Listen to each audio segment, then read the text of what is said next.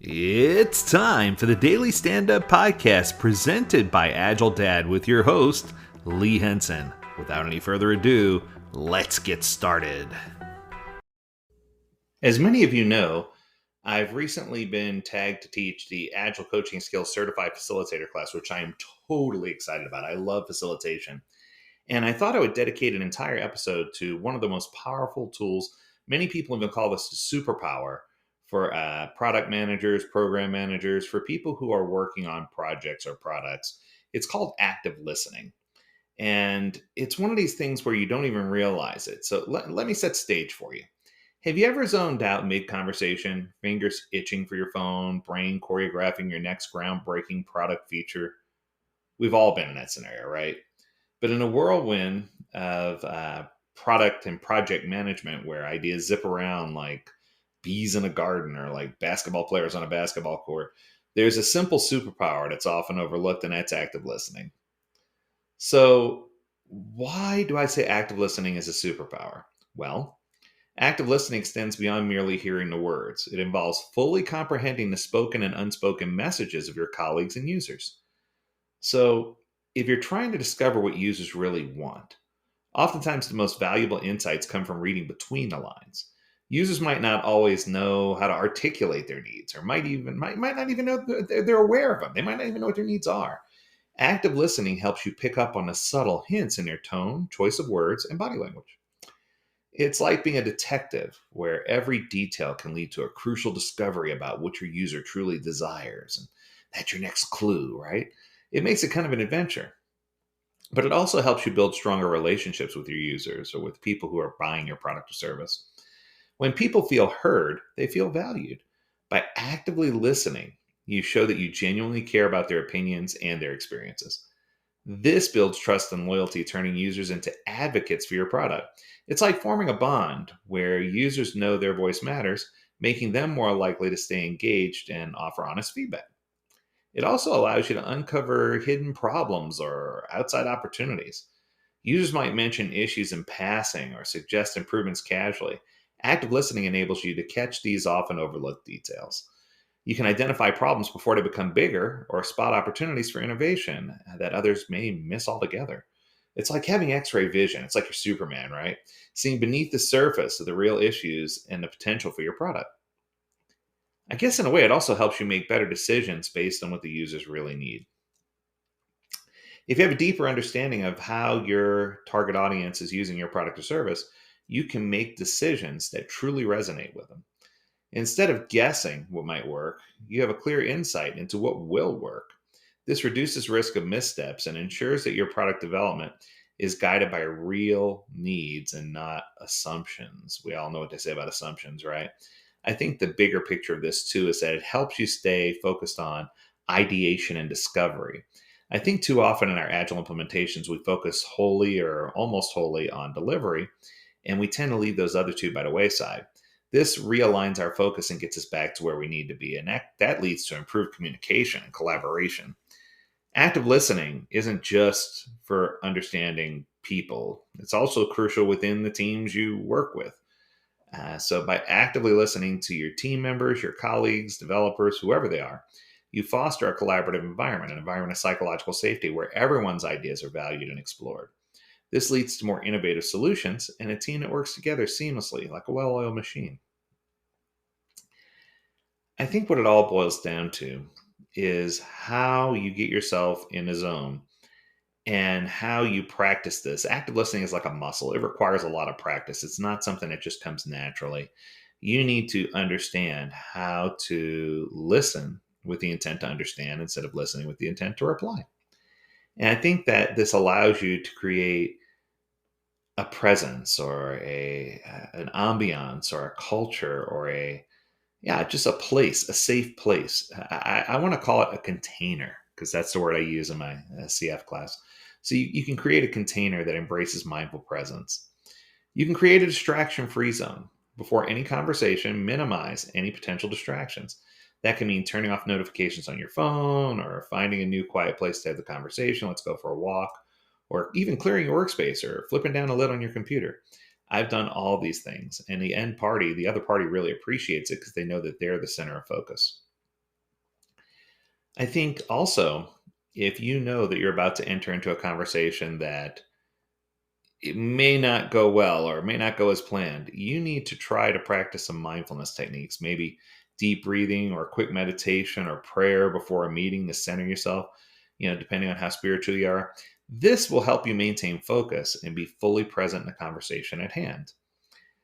Make sure that when the person's talking to you, when you finally do have this meeting of the minds, that you're actively engaged, that you're maintaining eye contact, that you're nodding to show that you're keeping up with the conversation.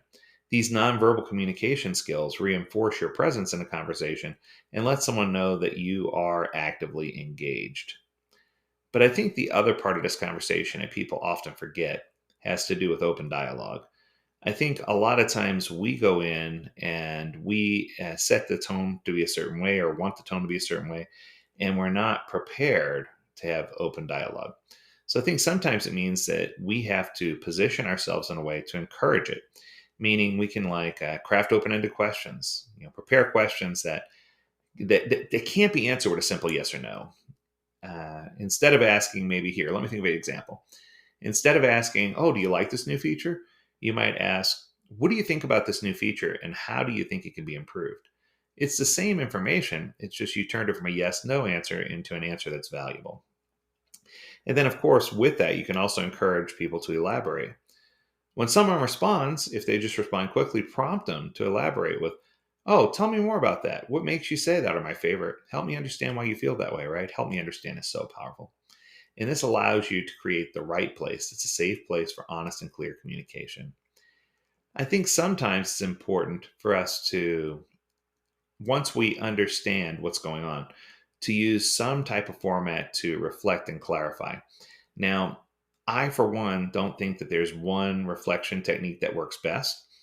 Sometimes it's paraphrasing. Sometimes it is parroting and repeating back. Sometimes it's asking for clarification. But I think that the more you're actively engaged and the more you acknowledge the speaker, um, the better you're going to be at this. It's going to help you to really get your point across, and it's going to really help you gain a higher level of understanding of what the other person's needs are. And it's going to make you look more empathetic to whatever the situation is. But I think the big things that you have to do, the two big things, the two big takeaways are that you have to be really patient and you have to express empathy. And I'm going to go in deeper into each one of those. When I'm talking about empathy, I'm talking about empathy without bias. And we'll talk about that in a minute. But I want to start with patience. One of the things that I found myself guilty of is responding quickly when there's a pause. I had to teach myself to count to three in my head after someone finishes speaking before I respond. This way, if they have a good response, or if they're not finished, or if they're processing or finishing processing a thought, I give them a chance to reply. And that leads to avoiding interruption, of course. I don't want to. Many times, people, and this frustrates me, and I was trying not to get too riled up here. Uh, when I'm in the middle of a sentence and someone interrupts me, and they're stating the same thing I'm about to say, I'm like, "Yeah, you said it before I did. Congratulations." But I think sometimes it carves down what was said and causes the person to back into a corner, and you don't want to be there. You want to make sure you hold back your interruption, let the other party finish, and then come in with reinforcement instead. And I think the other part is if you're counting to three, guess what the other person might be doing? Counting to three as well. So you need to be attentive to pauses. Sometimes a pause doesn't mean the other person's finished speaking. Sometimes a pause is just that, a pause. You need to make sure you understand those moments and use them as opportunities to dig deeper and encourage the person to continue and express more feelings. Now, when we talk about empathy, one of the things I talked about is practicing empathy without bias. The ancient Indian proverb says, "It's okay to walk a mile in someone else's shoes, but did you remember to take your own shoes off first?" And I think that if we don't take our own shoes off first, we're walking in with ill intent. And it sounds crazy, but we need to be part of the solution by practicing active empathy. We need to genuinely feel what the other person's expressing. And whether that's something along the lines of, "It sounds like you're really passionate about this topic," or "This seems really important to you and it seems to matter. And help me understand, what brought you to this. Help me understand why you feel this way." Ask those emotional based questions. Don't be afraid to ask, wow, what was going through your mind when that happened? Or, what emotions came through? How did that make you feel?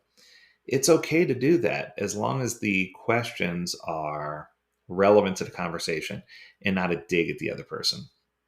And then, of course, after the conversation, take a moment, reflect on their viewpoint, consider how their experiences and feelings relate to what you're doing and how it might influence your approach going forward. I think that if you practice patience and practice empathy and sprinkle on some genuine curiosity, you end up with a good formula for active listening, a good recipe. And I think that if you put this together and realize that it's not just for external facing, but internal facing as well, and try practicing good body language and good posture and making sure everyone feels warm, welcome, and included. Those are the keys that are going to help you successfully implement active listening in your workplace. That's going to do it. I hope you enjoyed this episode. If you have a topic you want us to discuss, learn more at AgileDad.com. We'd love to hear from you. As always, we encourage you to stay healthy, stay well, and stay agile, my friends. Until next time, do take care.